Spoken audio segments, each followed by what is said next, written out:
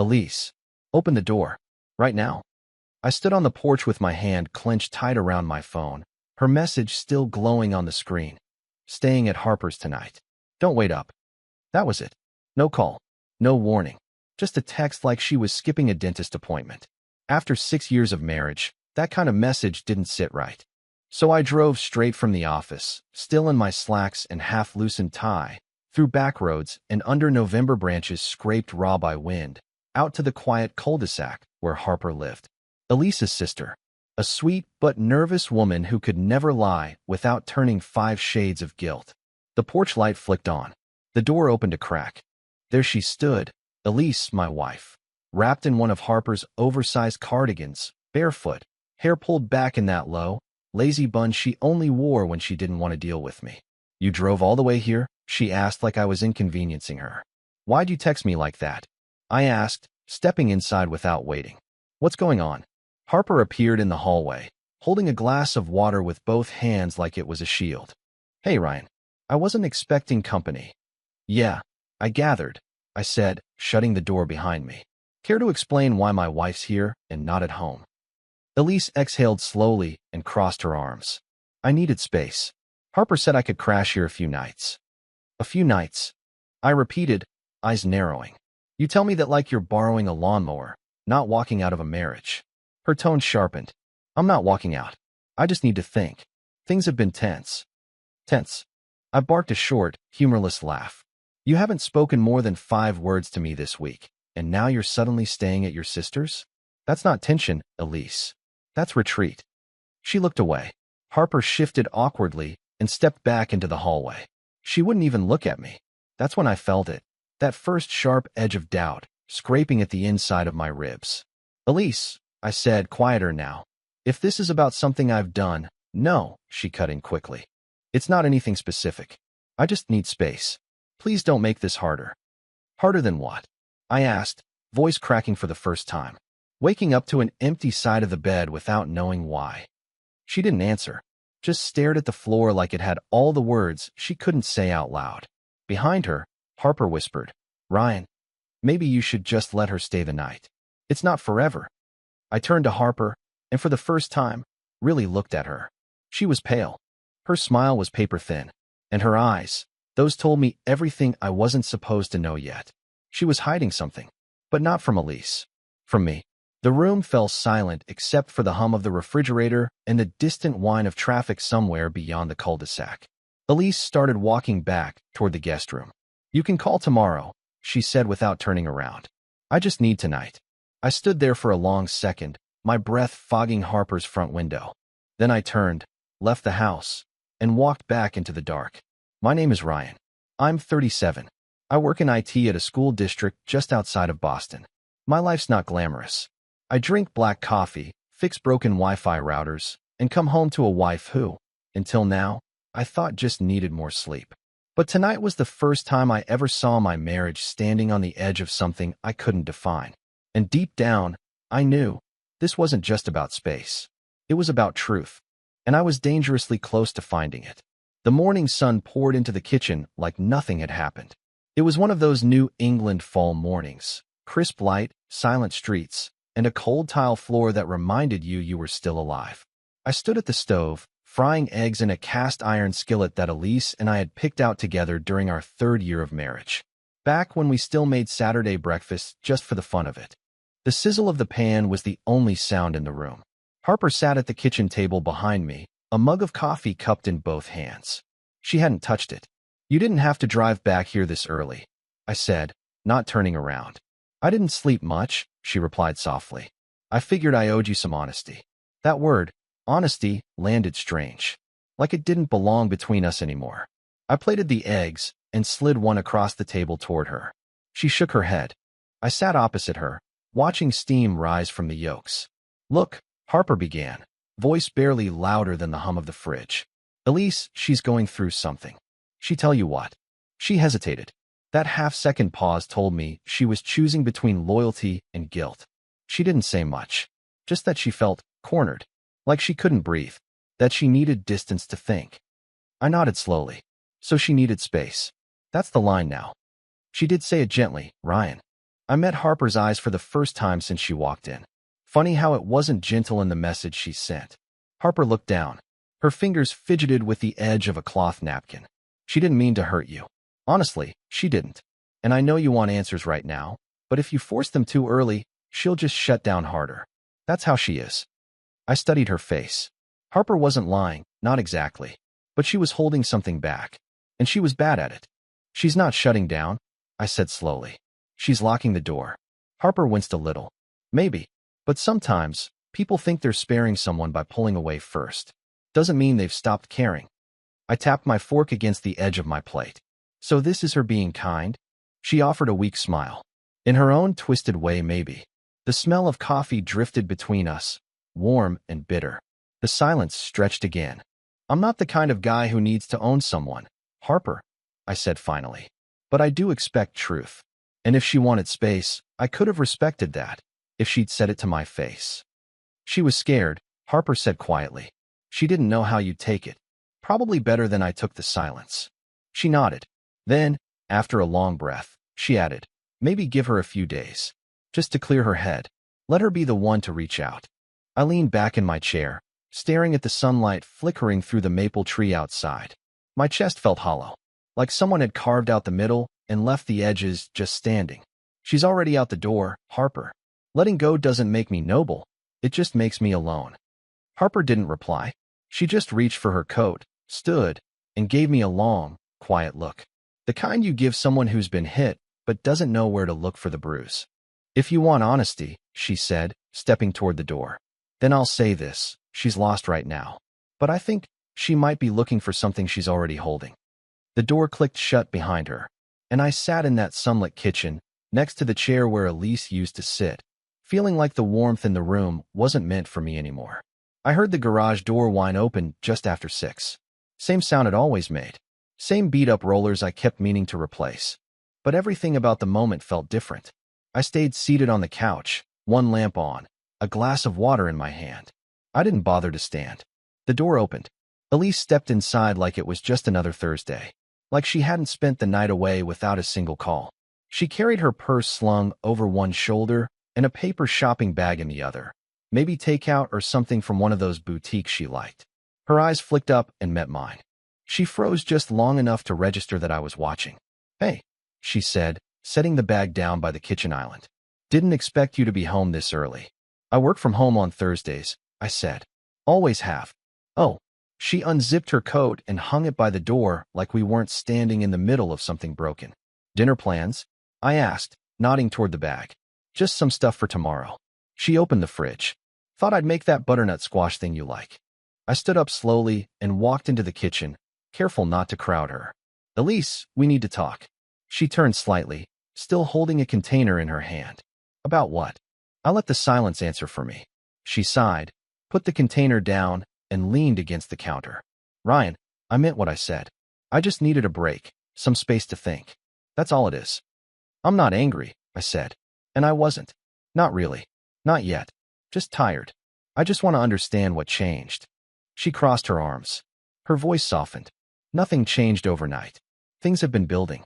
I've just been trying to figure out what's still here and what's not. You could have told me that. Before packing a bag. I didn't pack a bag. I brought a change of clothes. I smiled faintly. Right? Because that makes it feel more casual. She didn't laugh. Just watched me. Measured. Detached. I'm not accusing you of anything, Elise. I'm trying to meet you where you are. But if there's something else, someone else, you need to be honest with me. Her expression didn't flicker. There isn't.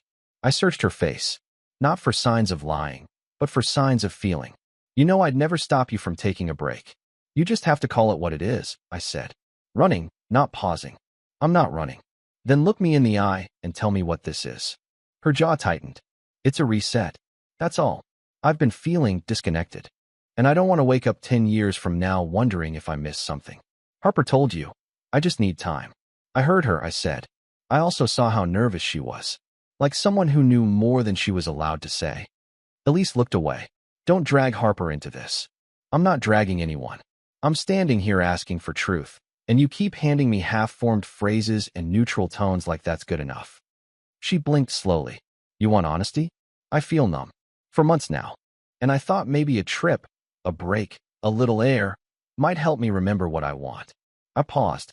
A trip? Her tone turned casual, almost breezy. Yeah, spa resort. Me and the girls. Just 3 days. I nodded once. When? This weekend. I haven't booked anything yet. Still deciding. I walked to the kitchen drawer, pulled out my laptop, and set it on the counter. Elise, if you think that'll help, I'll book it for you. She blinked. You'll pay for it. Of course. I opened the browser, typing as I spoke. If you need time, I'll give you time. If you need luxury, I'll give you that too. But I won't be the guy who stands in the way of someone else's clarity. She stared at me, lips slightly parted. Not with gratitude.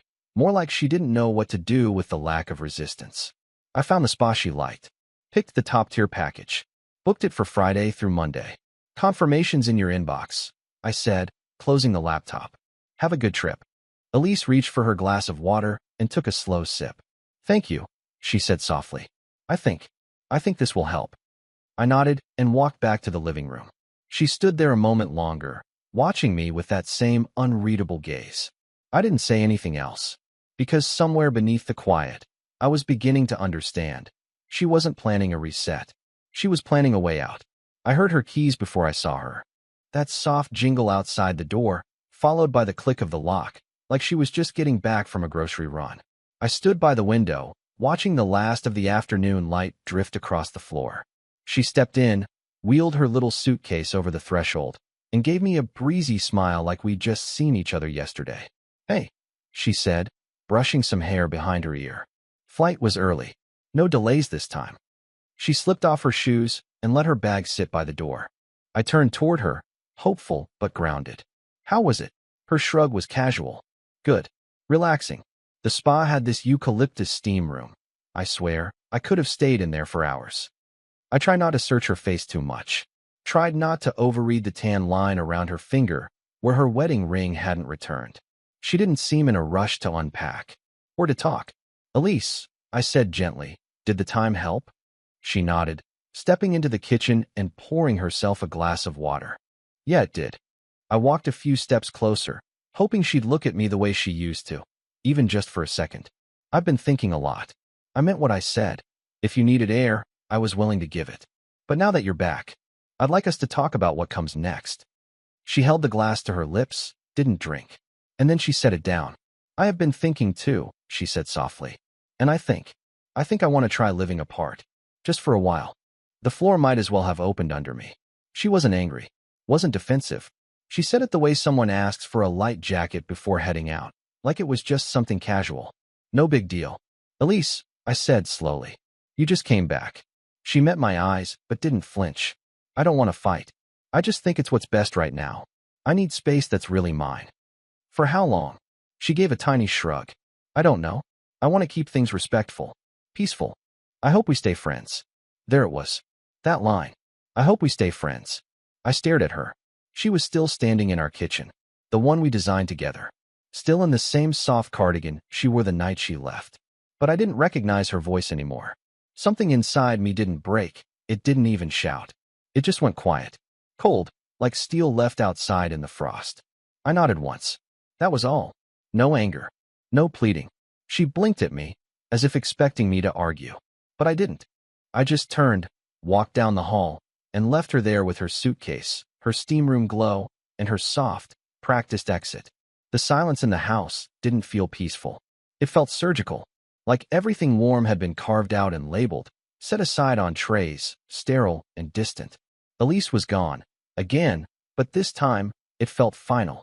She didn't take much, just a few clothes, a toothbrush, and the air. I walked from room to room that night, noticing the little things she left behind. Her slippers were still by the bed, a mug she half finished on the windowsill. Her charger still plugged in, like she'd just forgotten it in a rush. But she wasn't rushing. She was just done pretending to be here. I sat at the kitchen table long after the sun went down, her words playing on loop in my head. I hope we stay friends. What did that even mean? Who packs a suitcase and leaves a marriage but wants to stay friends? That wasn't friendship. That was cleanup. And I kept asking myself the same thing over and over. What did I miss? Had I been blind? Too passive? Had I become some fixture in the background? Useful, but easily replaced? By midnight, I was pacing. I opened her laptop. It was still logged in. I wasn't looking to violate anything, but I also wasn't willing to keep walking around in the dark while someone else made decisions about my life behind my back. Most of it was clean. Calendar entries, emails, wellness articles. But her social media was locked, and her text threads were deleted. The only recent messages were from Harper and a few of her coworkers. I stared at the blankness for a long time. Then I made a call. His name was Carson, private investigator. Came highly recommended by an old friend I trusted. Divorce work. Discretion guaranteed. We met the next day in a diner off the freeway. I slid a photo of Elise across the table and told him what little I knew. I'm not looking for scandal, I said. Just clarity. Carson was quiet, professional, took notes, promised to be discreet and quick. Exactly 1 week later, he was back. This time in my driveway. Engine running, folder already in hand. I pulled what I could from social media tags, hotel logs, even some public resort posts, he said. She wasn't with friends. He handed me the photos. There she was, Elise. Not in some spa with her girlfriends, but walking barefoot on a beach beside a man I'd never seen before. Laughing, holding his hand, wearing the same dress she'd claimed was just for lounging. Dinner dates, poolside cocktails, his hand on her back, her smile wide and easy. They didn't look like people hiding anything. My hands tightened around the folder. Not in shock. No, that part had already started to calcify. This wasn't just distance. This was betrayal. And suddenly, all the numbness in my chest melted down into something solid. Something sharp. Something with a plan. It took me all of 5 seconds to find her. The man's name was Colin Thatcher. Married, 2 kids, financial advisor based in Portsmouth. I found his wife, Kendra, on Facebook. Smiling in every photo. PDA organizer. Holiday sweater enthusiast. The kind of woman who probably packed the kids' lunches every morning without fail. I didn't send every photo Carson had given me. Just one. The most revealing one. Elise and Colin, shoulder to shoulder on the deck of the resort, her hand tucked into the waistband of his shorts, his head tilted down like he was about to kiss her neck. The caption was simple. Thought you should know. No explanation. No name. No number. Just truth. Delivered clean. Then I shut my phone off. I didn't want to watch the fallout. I just wanted the balance back. 3 days passed. On the 4th, the doorbell rang. I opened it to find Elise on the porch, wearing a soft gray sweater she always wore when she wanted sympathy. She had that look on her face, half pleading, half confused, like she wanted to step into the house and the version of reality where nothing had broken. Hey, she said gently, giving a weak smile. Can we talk? I didn't say anything. I just stood there, one hand resting against the doorframe, blocking the way. She shifted, clearly not expecting that. I know I left fast. And I've been thinking. A lot. About us. My gaze didn't move. She tucked her hair behind her ear. I think maybe I rushed into the separation idea. I was tired. Overwhelmed. But I don't want to lose what we have, Ryan. She took a step forward. I didn't move. I made mistakes, she added, her voice softer now. But they weren't unforgivable, were they? Still, I said nothing. Her voice cracked just enough to sound real. You're not even going to let me in? I shook my head once, calm and clear. I need some space. She blinked. Her breath caught. What? I repeated, steady. I need some space. To think. But Ryan, this is our home. Not today, I said. Today it's mine. The silence after that stretched long. Her hands clenched at her sides. Are you serious right now? She asked, a tremor in her voice. As serious as you were when you left for that spa trip. I didn't raise my voice. I didn't accuse her. I didn't even use the word. But I saw it register. She knew. Her face fell, barely but enough.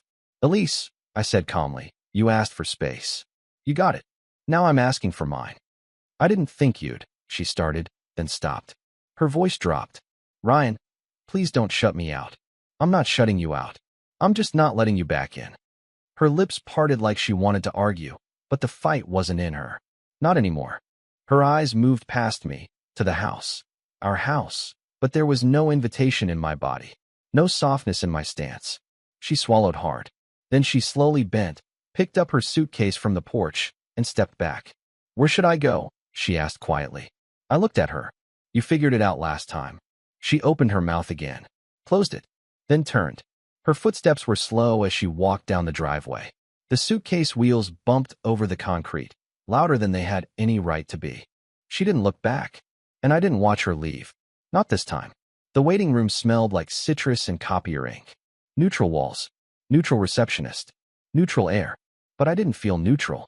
I sat there in my button-down shirt and jacket, fingers wrapped around a manila folder thick with details. Statements, receipts, screenshots. Each one like a tiny nail driven into the final shape of a decision I never thought I'd have to make. The attorney's name was Dana Kelman. Sharp suit, sharper eyes. She shook my hand like she'd already sized up the whole story and was halfway to building the strategy. "Mr. Dwyer, come on in," she said with a tight smile. "Let's get started." Her office overlooked the Boston skyline, glass towers and cold steel stretching into early winter gray. I sat across from her and laid the folder on the table between us. "This," I said, tapping the top edge, "is the truth she didn't think I'd find." She didn't blink, just opened the folder and began flipping through methodically. The photos, the resort confirmation, the timestamps, then the financials, bank statements showing years of consistent deposits, my salary, bonus checks, freelance side work, line after line of automatic transfers into our joint account. And next to those, monthly cash transfers labeled Elise, household, that she'd been receiving for years. Money she always described as her contribution, though she hadn't worked a job since 2019. Dana looked up, and these were all voluntary? No court orders, no prenup requiring them? "Voluntary," I said. She said she wanted to handle groceries, gifts, things for the house. So I made sure she never had to ask. And in return, I exhaled slowly. She lied, repeatedly, told me she needed space, went on a trip with another man, told her sister to cover for her. Dana nodded once, jotting something down. "You have proof of the trip?" I opened my phone and slid it across the table. She scrolled through the photos Carson had pulled, Elise laughing in the sun, holding hands with a man not me. "That's Colin Thatcher," I added. "He's married." I sent one of the photos to his wife. Dana's eyebrow lifted slightly. "That'll be helpful. Public deception always leaves a mark." She moved on to the real estate forms I'd brought. "This is our home," I said. "Purchased before we married. Title's only in my name. She's never paid a dime toward the mortgage, but I let her believe it was ours." "And what about the accounts?" I handed over the statements. 2 checking, 1 savings. I've already moved my direct deposit to a new private account. The joint accounts are still open for now, but I've stopped all transfers. She has access until I file. I wanted to make sure I did this right. Dana leaned back, studying me now, not the documents. "You've already done most of the heavy lifting," she said. "You're calm, organized. That's rare." "I'm not trying to punish her," I said, "but I'm not giving her the tools to cut me twice." She nodded slowly. "You're building the case, brick by brick." "Exactly." She tapped the folder. "She's going to be surprised. Women who orchestrate exits like hers, they never expect the husband to respond with this kind of precision. They expect anger, tears, begging." "She's already had my silence," I said. "Now she'll get my clarity." Dana smiled slightly, then slid a packet across the table. "Let's draft the petition. Once she's served, we'll lock the finances and initiate the asset freeze. I'll also flag any unusual withdrawals on the joint accounts." I took the pen she offered and signed the initial page. "Is this how it usually goes?" I asked, not really knowing what answer I hoped for. She gave the faintest shrug. "It's never clean. But truth and preparation? That gets you the closest." The meeting wrapped 10 minutes later. I stepped out into the late afternoon light, Boston cold against my skin. And for the first time in weeks, I didn't feel uncertain. I felt ready. My phone lit up just after 8. "Elise." I stared at the screen for a second, then picked up. Calm, casual. "Ryan." Her voice was light, a little too rehearsed. "Yeah." "You busy?" I looked around the bar. Low jazz playing overhead, dim lights warming the wood-paneled room. Marcus sat across from me nursing a beer, and next to him was Lila, his cousin visiting from out of state. She had a whiskey sour in one hand and a subtle smirk that could disarm anyone in 3 seconds flat. "A little," I said. "What's going on?" "Well, Harper made dinner. She thought it might be nice if we all sat down, talked. I'm here now. You'd be welcome." I could hear plates clinking faintly in the background, and Harper's voice murmuring something from another room. Elise sounded relaxed, like this was some gentle reunion, like everything hadn't already cracked and split wide open. I appreciate the invite, I said, swirling my glass, but I'm out with friends. A pause. Oh, her tone shifted. Not angry yet, just surprised. Where? Little place in Beacon Hill. Marcus's spot. Silence again, just long enough to let the temperature shift. You didn't mention plans earlier, she said. I didn't think I owed you my schedule anymore. That did it. Her breath caught. Well, okay. Enjoy your night then. She hung up before I could say another word. I slipped the phone back in my pocket and looked across the table at Lila. She raised an eyebrow, half smiling. Ex. Almost. She nodded. She sounds charming. She used to be, I said. Or maybe I used to be blind. Marcus laughed. Lila's got a radar for that stuff. Lila leaned in a little. You sound like someone who finally stopped setting himself on fire to keep someone else warm. I let out a short breath. Yeah, well, I'm still learning what warmth actually feels like. She tilted her head, her eyes steady on mine. You're learning fast. We sat like that for a second, the bar buzzing low around us. And for the first time in a long while, the company didn't feel forced. The conversation didn't feel like something I had to steer or protect. It just felt good. And somewhere, I knew Elise was pacing at Harper's, wondering who I was with. But that night wasn't about her anymore. Not even a little. The place was buzzing. White lights strung across exposed beams, a jazz trio tucked in the corner, glasses clinking and people laughing too loudly in their dress shoes. It was a local charity gala, one of those events Elise and I used to attend out of obligation more than joy. This year, I came by choice. And I didn't come alone. Lila stood beside me, elegant in a deep green dress that set her apart without trying. She had this way of being entirely comfortable in herself, relaxed, warm, easy with conversation. The kind of woman who didn't need the room to notice her, but got noticed anyway. I had one hand resting lightly on her lower back as we worked the room. Nothing too obvious, but not hidden. Okay, she whispered with a grin after we'd shaken hands with a city councilwoman and someone who owned a distillery. I officially don't know what any of these people actually do. They throw fundraisers, I said, and trade favors behind closed doors. So lobbyists in tuxedos. I laughed for real. The kind of laugh that catches you off guard and reminds you you're still capable of it. That's when I saw her. Elise. She walked in alone, in a fitted navy dress, her hair done the way she wore it when she wanted to be taken seriously. She scanned the room quickly, like someone checking for a familiar landmark in a storm. I watched the moment her eyes landed on me. Her body didn't freeze, not completely, but her steps faltered, just for a second. Then she started toward us. Lila caught the shift in my posture immediately. Friend of yours? Something like that. Elise closed the distance fast, walking with purpose now. Ryan, she said, stopping in front of us. Didn't know you were coming tonight. I smiled calmly. Didn't know you were either. Her eyes flicked to Lila, taking her in quickly, analyzing, assessing. Lila gave a polite nod, but didn't step away. She stayed close. I figured you'd be at home, Elise added, her voice dropping slightly. Didn't realize you were back out, socially. Trying a new thing, I said. It's called living. Elise gave a tight smile. Funny. Then, sharper now, who's your friend? Before I could speak, Lila offered her hand. Lila, I've heard so much about you. Elise hesitated before shaking it. I'm sure.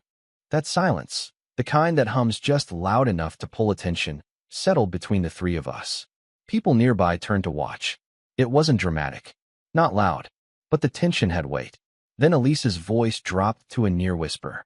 I'm your wife. I met her eyes, held them, and smiled. No, you're not. Not tonight. I reached into the inside pocket of my jacket and pulled out the envelope I'd brought with me. I handed it to her gently. These are the divorce papers. My attorney said I could deliver them myself if I wanted. Elise didn't take them right away. Her face twitched, as if she wanted to say something but couldn't find the script. Then, very softly, I added, You're free now. The words didn't come from spite. They weren't angry. They were honest, clear, and final. She took the envelope like it burned. I stepped back beside Lila and nodded toward the bar. Come on. I owe you a dance after that. Lila didn't look back. Neither did I. We walked away, leaving Elise standing there, envelope in hand, the party moving around her like she wasn't even in the room anymore. And I didn't feel triumphant. I didn't feel cruel. I felt clean, like I'd finally stepped out of something that had been dragging behind me for far too long. The road stretched ahead in quiet darkness, headlights carving soft lines through the trees as we left the city behind. Lila was barefoot, her heels tossed somewhere in the back seat, legs curled up on my passenger seat like she'd always belonged there. She was quiet for a while, watching the moonlight flicker through the pines along the highway. "All right," she said at last, her voice low and curious. "Tell me everything." I glanced over. "You sure?" She nodded. "You're not going to weird me out." I saw the envelope. I exhaled, then started. From the top. The spa trip that wasn't. The photos. Harper's tight-lipped warnings. The silence in the kitchen. The way Elise said I hope we stay friends while erasing our entire marriage behind my back. Lila didn't interrupt. Not once. "I sent the photo to his wife," I said. No threats. No drama. Just the truth. I figured someone deserved the full story, even if it wasn't me. "That's poetic," she said softly. "And today," I added, glancing in the rearview mirror like I could still see the party shrinking behind us, "I gave her the one thing she was never brave enough to give me." Lila turned her head. Closure. Freedom. There was a pause. Then a faint smile played on her lips. And she hated that. I gave a short laugh. Yeah, she did. Outside, the trees blurred past in silver streaks. Inside, the car felt warm. Safe. Honest. "She didn't expect you to walk away," Lila said. "That's the part that stung." "No," I said. "She expected me to wait." Lila looked over at me with that knowing, gentle gaze. "I don't think you were ever the weak one, Ryan. Just the loyal one. There's a difference." I didn't say anything for a moment. Just kept my hands steady on the wheel. Then I smiled. "Feels good," I said. Telling someone the whole thing. No filters. No pretending. She stretched out her legs and turned her face toward the window. "You know what I think?" she asked. "What's that?" She looked back at me. "I think tonight was your beginning, not your ending." I didn't answer. I didn't have to. The road hummed beneath us, winding somewhere new. And for the first time in months, I didn't feel like I was chasing something. I felt like I was already on my way. I was halfway through brewing coffee when the front door shook under a fist. 3 for bangs. Then her voice. Loud. Sharp. Unfiltered. "Ryan, open the door." I didn't move. I let the machine finish its slow, steady drip before I walked over, unlocked the door, and pulled it open with calm I hadn't known I had a few weeks ago. Elise stood there, still in her dress from the night before, heels in one hand, mascara smudged beneath both eyes. Wind tugged at her hair. Her expression was a storm of confusion and rage. "You humiliated me," she snapped. "In front of everyone." I didn't flinch. Didn't raise my voice. Didn't make a scene. Just handed you the truth. "You blindsided me," she cried, stepping into the foyer uninvited. "You couldn't even call? You had to parade some girl around and make me look. Stop." I closed the door behind her, leaned against it. "This isn't about last night." Her eyes narrowed. "Oh no? Then what is this about?" "It's about what you did," I said evenly. "And how long you thought I'd just keep swallowing it." Elise scoffed, pacing. "So you think this is all my fault? You think I just, what, accidentally fell out of love?" "No," I said. "I think you made choices. One by one. And I let them slide. Hoping they were temporary. Hoping you'd come back." She stopped walking. Her voice cracked, part fury, part something else. "You don't get to act like the victim." I raised an eyebrow. "I'm not. I'm the guy who finally saw things clearly." Her hands balled into fists. "And her? That woman you brought? You're already moving on?" I tilted my head slightly. "You moved on the moment you called it a spa trip." Her breath caught. I stepped toward her, slow, steady. "You don't get to demand answers now. You gave up that right the minute you stopped being honest with me." Her voice dropped to almost a whisper. "I didn't mean to hurt you. But you did." She blinked fast, jaw trembling, eyes shining. I thought I needed something else. I thought maybe I'd find more." I shrugged. "Sometimes, you lose what matters chasing what doesn't." Elise looked around the room like it had changed without her. Like everything familiar had become unfamiliar. The couch, the mug on the counter, the soft creak of the floorboard near the stairs. She whispered, "I didn't think you'd let me go so easily." I gave a soft, bitter laugh. "Elise, it's really better to be your friend than your husband." Her silence landed heavier than all her shouting. She stood there for another breath, then turned and walked out without another word. This time, I didn't close the door behind her. I let it swing gently in the wind, because I wasn't afraid of open space anymore. And that was the end of my story. I still wonder about Harper, Elise's sister, who knew the truth and looked me in the eye anyway. Did she do the right thing by staying quiet to protect her sister? Or should she have told me the truth when I showed up that first night? Let me know in the comments. And if you felt this story, hit that like button and subscribe. There's more to come.